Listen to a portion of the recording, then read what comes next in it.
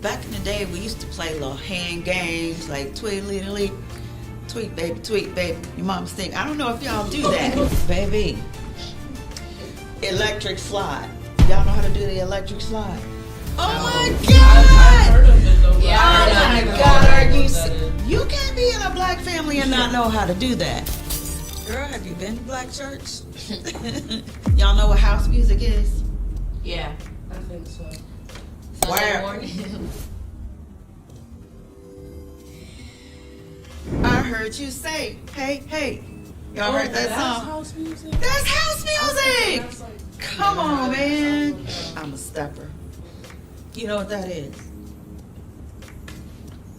Oh my God, no, I'm not talking about stepping on the yard or the vine. No. I'm talking about like step in the name of love type of stuff. Oh, Chicago style dancing.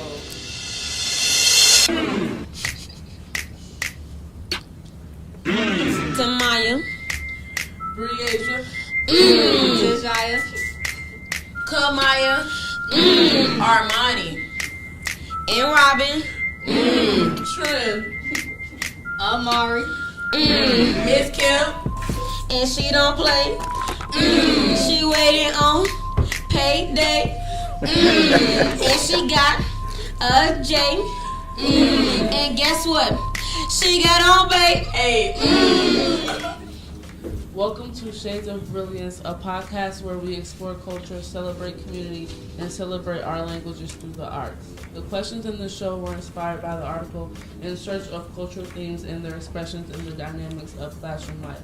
The lead scholar is the late Dr. A. Wade Boykin, an African-American psychologist, scholar, and professor who dedicated his work to understanding culture and education. Welcome to the show, Ms. Kimp. To kick things off, can you tell us what you teach and what you love most about it?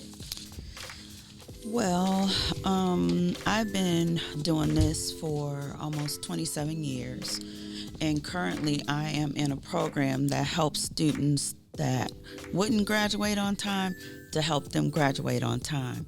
That's one of the things I do around here. I also work with students. I call myself a fixer, so whatever the needs of our students are, I try to fill that gap, figure it out what it is, and be a problem solver.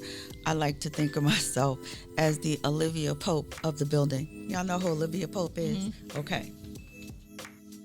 Okay.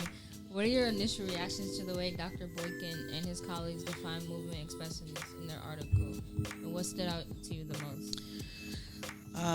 Movement is definitely a part of our culture and has been since the beginning of time.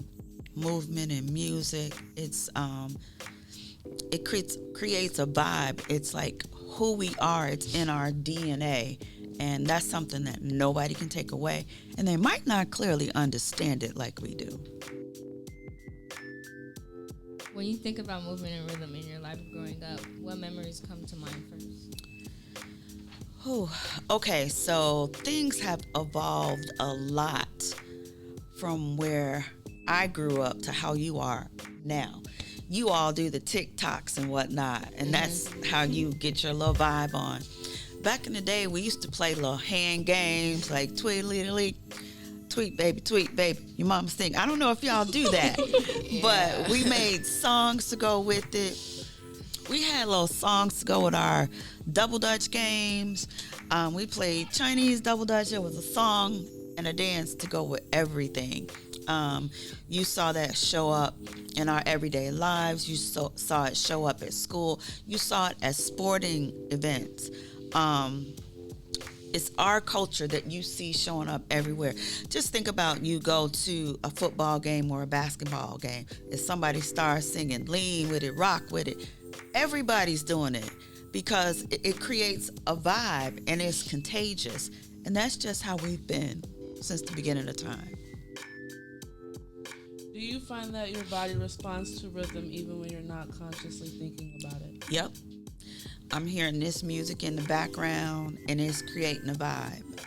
I don't know if you guys feel that, but it could be music that you would normally not even connect with, but it is creating such an emotional response from you that you can't help but to move because you're feeling it. How does movement connect generations within families or communities? Baby, electric slide. Y'all know how to do the electric slide? Oh my God! I heard of it though, but Yeah, I Oh my know God, are what you that is. okay? The next family function, you're gonna have to ask the old heads to teach you how to do the electric slide. You can't be in a black family and not know how to do that. That's one of the things. So I think it's in like The Best Man at the end. Weddings, family reunions. There's just certain things certain dances, certain music that goes along with those things. And that's part of your culture. Y'all all need to learn it because you're going to pass it down. I'm always surprised that music that I listened to when I was younger, my kids are playing it now. And I'm like, what you know about that?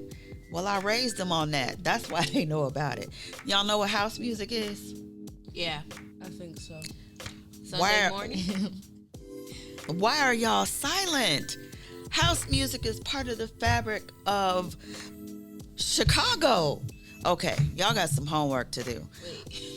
You got to look up house music. There's a lot of house DJs that you hear that music, you can't help but to move. If you've ever been to anybody been to a house music festival?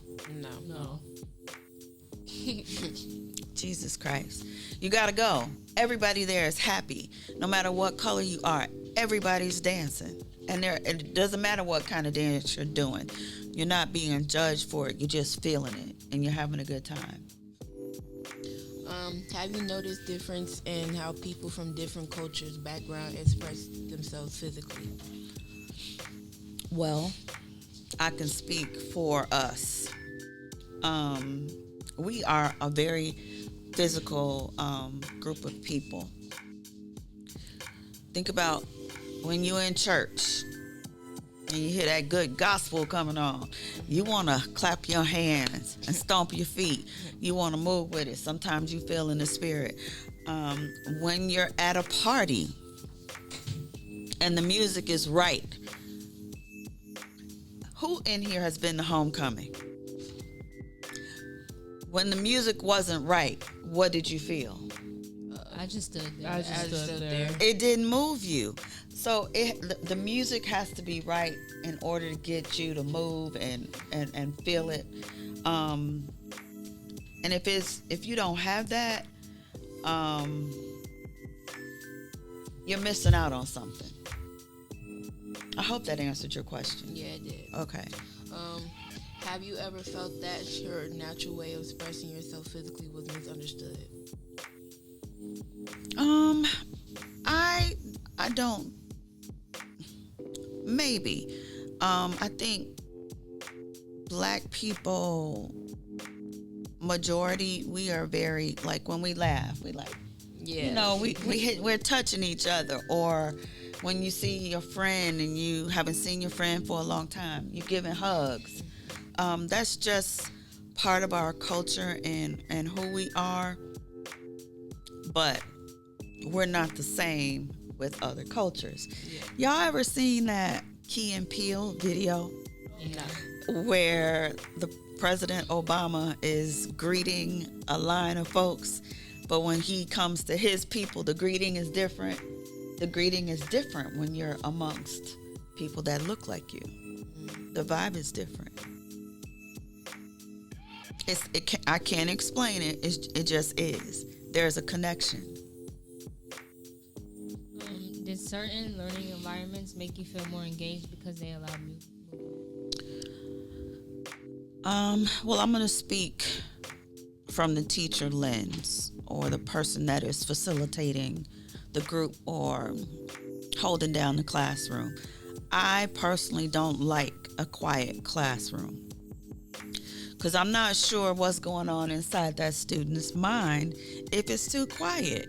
I want to create an environment where people feel comfortable to share, speak freely, but respecting each other's boundaries in the classroom. When it's too quiet, it feels awkward for me. I carry music everywhere I go, and I like learning about new music. We can learn from each other.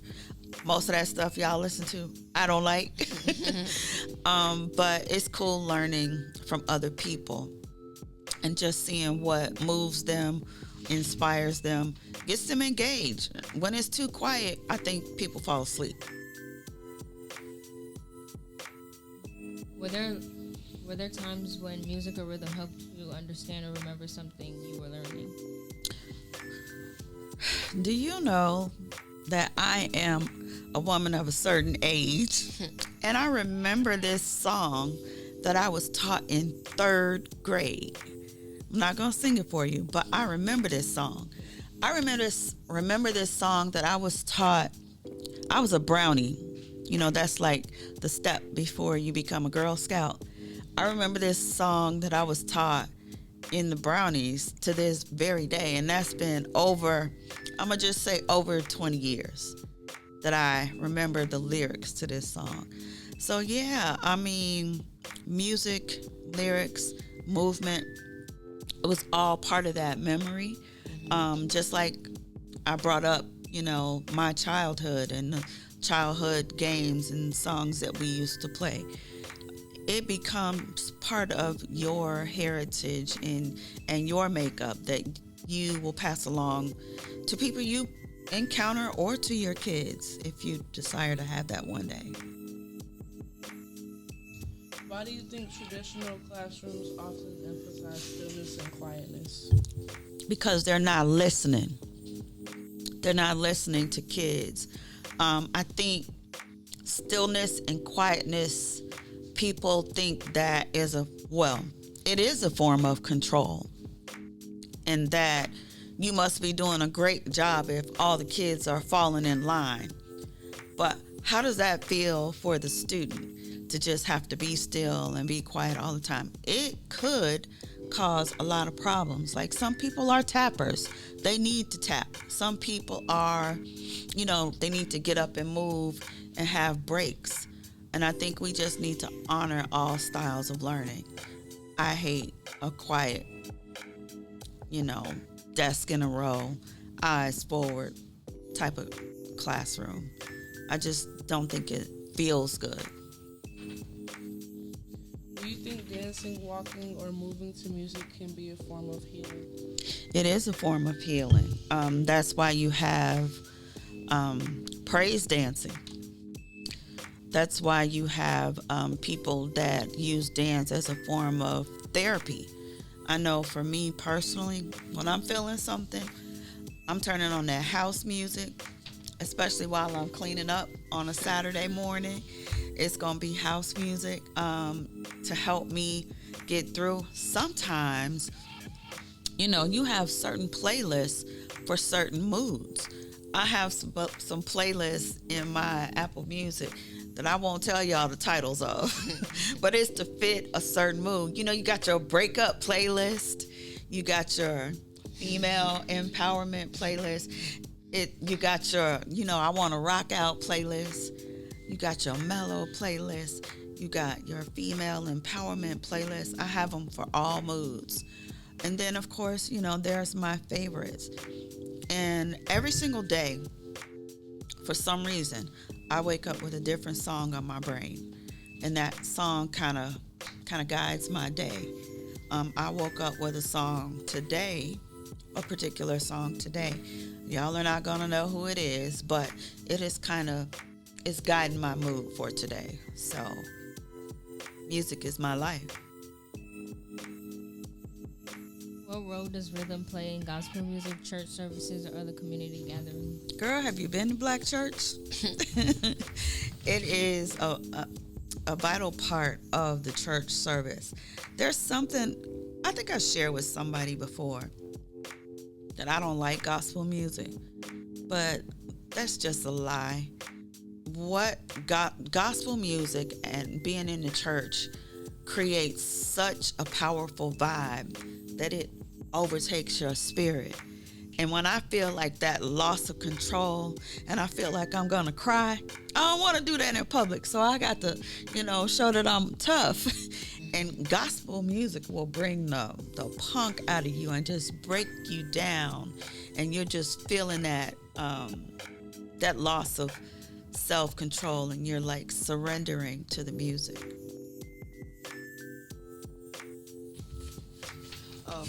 What traditions around the music or dance have you passed on to your younger people in your life? House music. Oh my goodness, my grandson knows what house music is. It's to the point where he knows lyrics, and his favorite song is "I Heard You Say Hey Hey." Y'all heard that song? House music? That's house music. Come on, man. But yeah, he's singing these songs, and I'm like, that's my baby. Yes, I know he's gonna be a future house head. And my kids also know that I'm a stepper. You know what that is? Oh my God, no, I'm not talking about stepping on the yard or the vine. No. I'm talking about like step in the name of love type of stuff. Chicago style dancing. Go home and talk to your parents. Y'all got some work to do. But my dad was also a stepper, and I want to say I got a lot of that part of who I am from him, because he loved to play music in the house and loved to entertain, and I kind of have taken that on myself. I don't think my kids will become steppers. I don't know, whatever. But as long as they got the house music in them, and they, they know people like Sade and Jill Scott. And do these names sound familiar to y'all? Okay. Yeah. Erykah Badu. As long as they know these names, Jill Scott. I'm giving y'all homework. You're gonna have to learn these names. This is part of your heritage, your culture. Is classic, and you should not. You need to know. Are these culture movements or dances that you hope never disappear? Of course I don't want them to disappear. That's why I'm sharing with you all now.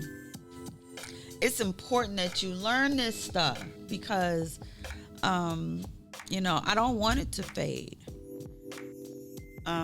So many times, especially current day, you see people trying to wipe our culture away.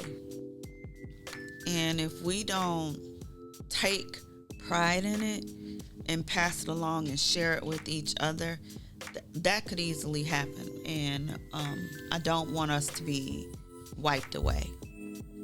Are there like certain ones you don't want to be like wiped away? Certain one of what?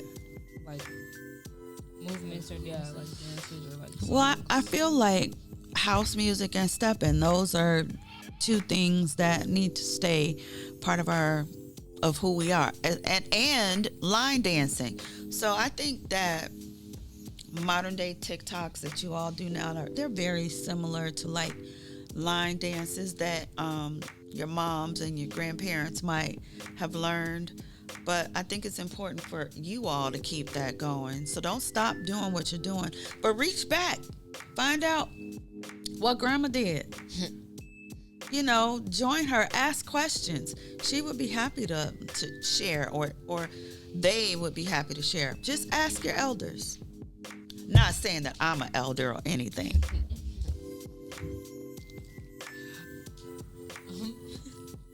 Do y'all have Any more questions for me? Do you have any questions back there? All right, so Thank you, Miss thank you, Kim. Miss Kimp. Okay, I got a question for you all.